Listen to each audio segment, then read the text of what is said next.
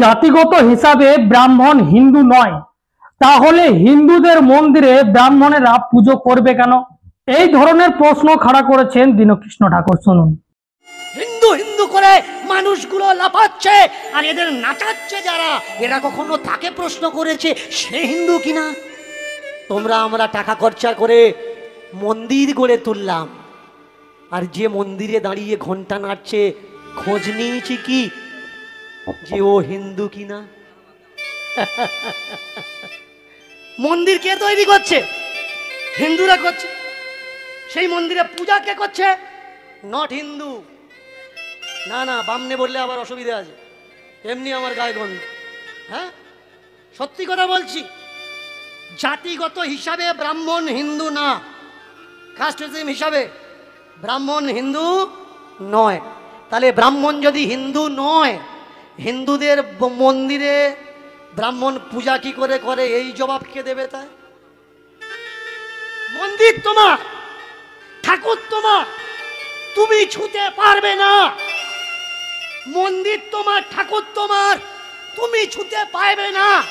Direct ভগবানের কাছে গিয়ে তুমি কিছু চাইবে না। যাওয়ার জন্য ক্যান্ডিডেট, চাওয়ার জন্য ক্যান্ডিডেট। তাহলে কার অবদান?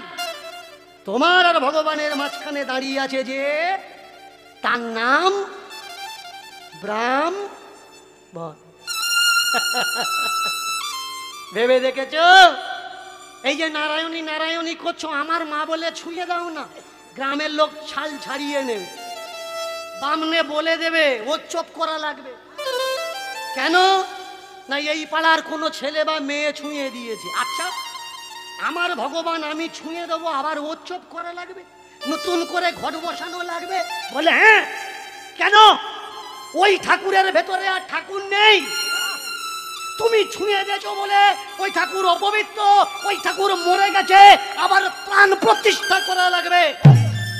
তুমি ছুঁয়ে দিলে ঠাকুর যদি অপমানিত হয়, মরে যায়, কলঙ্কিত হয়, তাহলে কি করে তুমি ভরসা পাও ওই ঠাকুর তোমার জন্য শেষের দিনে কিছু করবে?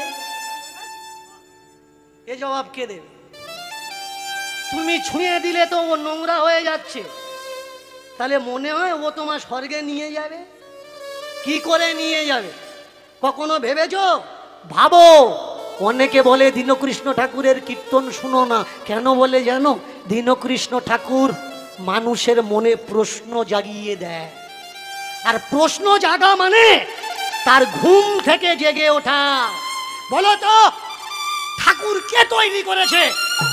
ব্রাহ্মণে নাকি নিজ জাতে? চাষ করেছে চাষি, ধান নিয়েছে, ফেলে দিয়েছে খড়, সেই খড় আর দড়িতে তুলে ভরলো পোটো তার ঘর। পোটোর ছেলে বউ পা দিয়ে ধরে দড়িতে খড় দিল টান, আকারে স্ট্রাকচার করলো, বউ মেয়েরা কাদা মারিয়ে মাখিয়ে দিল, পোটোর তুলির টানে ও হয়ে গেল ভগবান। যে পোটোটা ভগবান তৈরি করেছে পা দিয়ে হাত দিয়ে মারিয়ে টেনে, তখন ভগবান বলেনি ছুঁয়ে দিলে অসুবিধে হবে। আর ঘন্টা নাড়া পাটিগুলো এসে ঘন্টা নাড়লো, আর তোমার বলল কাপড় ধরো, তারপরে নাকি ঠাকুর প্রাণ ফিরে পেল। এরা সব করলো, এরা প্রাণ দিল না। ওরা ঘন্টা নাড়ছে, ওরা নাকি বডিতে প্রাণ দিচ্ছে। প্রাণ প্রতিষ্ঠা কে করলো? যে মোড়ের মাথায় লুচি আলুর দম খাচ্ছে। হ্যাঁ, আপনাদের এদিকে হয়তো হচ্ছে না, অনেক অনেক সাইটে দেখেছি দুর্গা ঠাকুরের প্রাণ প্রতিষ্ঠা করছে যে ঠাকুর মশাই, প্রত্যেক দিন ধরা আছে একটা চপ, একটা শিয়াড়া, 150 পরোটা আলুর দম আর একটা সেদ্ধ ডিম। অনেকে আমায় বলে বাবা ওরা ছাড়া আর কেউ আছে? তা জামাই খুঁজে পাসনি বলে এই ধরে দিবি নাকি একটু খুঁজবি? মেয়ে যদি হতো কি বলতিস? ও মদ খোর হোক, জুয়া খোর হোক, যা হয় হোক, ভিখারি হয় হোক, ঝুলিয়ে দেওয়ার। দাও ঝুলিয়ে, দাও ঝুলিয়ে, এনে দিতে হবে তো দাও। প্রাণ প্রতিষ্ঠা করবে, করার পরে যারা প্রাণ প্রতিষ্ঠান নামে টাকা নিয়ে যাচ্ছে ডেকে জিজ্ঞাসা করবেন, দাদা প্রাণ দিয়েছেন একটু কথা বলিয়ে দেন, জিজ্ঞেস করি কথা বলে কি না। কথা বললেই জিজ্ঞেস করবে দীনকৃষ্ণ ঠাকুরের কীর্তন শুনিস না, খুব বার বেরিয়েছিস, নরকে যাবি, মরবি তোরা। শোনো, মন দিয়ে প্রশ্ন করো, সঠিক ঠিকানা পাবে। জিজ্ঞাসা করে যাও, যে ঠিকানা তুমি যেতে যাচ্ছ জিজ্ঞাসা করে করে যাও, সঠিক বাড়িতে যাবে। আর জিজ্ঞাসা করে না গেলে এর তার বাড়িতে ঢুকে ঠেলা ঠোকর খাবে। তুমি জানো না কলকাতায় কার বাড়িতে যাবে, কোথায় যাবে, যদি না জেনে যাত্রার বাড়িতে ঢোকো ঠেলা ঠোকর দেবে না? এই কে তুই কোথায় ঢুকেছিস? আর যদি জিজ্ঞাসা করে করে যাও কে আমার আত্মীয়, কে আমার বন্ধু, তাহলে সে ঠেলা ঠোকর দেবে। জামাই যত্ন করে, বাবা তুই আমার কাকার ছেলে, আয় বাবা কতদিন তো দেখিনি, আয় আয় বস। কোথায় যাচ্ছ জিজ্ঞাসা তো করো। যারা ঘন্টা বাজালো তারা তোমার সামনে কখনো ভেবেছো মায়ের নামে তোমাদের কাছে চাইলো কি? মায়ের কানে কানে চাঁদা তুলেছে যে ছেলেটা জালাবেড়ের মোড়ের বাম্পারের দাঁড়িয়ে দাঁড়িয়ে, দুর্গা পূজা হবে, কাওড়া দিয়েছে চাঁদা, বাগদি দিয়েছে চাঁদা, হাড়ি দিয়েছে চাঁদা, মুসলমান দিয়েছে চাঁদা, দিয়েছে সব জাত, কেউ যায়নি বাদ। সব জাত চাঁদা দিয়েছে, কেউ যায়নি বাদ। আর যারা চাঁদা দিয়েছে তারা যদি ঠাকুরের গায়ে ছুঁয়ে দেয়, বামনের বুকে লাগে আঘাত। ছুঁইল কেন? ফের ডাক। মানুষ ঘি খেতে পায় না, কাটেনে ঘি পোড়াচ্ছে। বুঝতে পারছেন আমার সমাজে কি সব মানুষ বসবাস করছে? যে ঘিটা পুড়িয়ে ধোঁয়া তৈরি করলি, ওই ধোঁয়ার ইংরেজি নাম পলিউশন। ও পরিবেশ দূষণ করে, মঙ্গল করে না কিছু। অনেকে বলে যজ্ঞের ধোঁয়া নাকি দেশের মঙ্গল করে। আরে কে বলেছে রে? ধোঁয়া ধোঁয়াই হয়। যজ্ঞের ধোঁয়া যদি মঙ্গল করবে, তাহলে কটা বামন ঘরের ভেতরে ঢুকিয়ে জানলা দরজা বন্ধ করে ধোঁয়া দে না, দেখি কেন মঙ্গল পারবি? ওই ধোঁয়াও খাবে। ধোঁয়া কখনো মঙ্গল করে না, ক্ষতি করে। হায়, ধোঁয়ার কাছে বসলে ফুসফুস নষ্ট হয়ে যায়। অন্তত লাঞ্চ ফুসফুসের ডাক্তার যে, তার কাছে গিয়ে জেনে নে ধোঁয়ায় ক্ষতি হয় নাকি লাভ হয়। এরা কারা?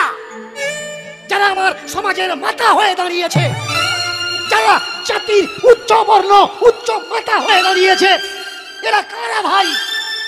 সত্যি কথা শুনে নাও, এরা এই দেশের মানুষই না। যারা নিজেরা সমাজের মাথা বলে দাবি করছে, এরা এদেশের মানুষ না। এ কথাটা কে বলছে?